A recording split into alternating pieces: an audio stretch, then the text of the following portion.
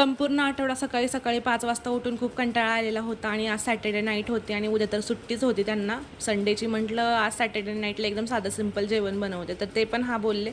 मग काही त्यांच्यासाठी रंगीबिरंगी त्यांचे फेवरेट पापड तळून घेतले. त्यामध्ये जास्त तेल काढून घेतलं आणि थोड्याशा तेलामध्ये मी जिरे, मोहरी, कढीपत्ता, लसण आणि तेजपत्ता, त्यासोबत मी एक सिनमन पण टाकलेला आहे.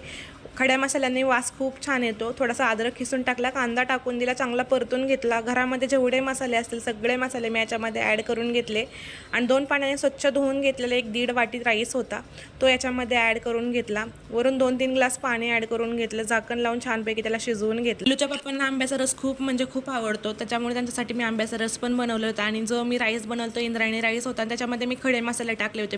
बाकी जास्तीचं एक्स्ट्रा काहीच टाकले नाही, तरी सुद्धा छान झालेला होता राईस आणि वास पण खूप छान येत होता.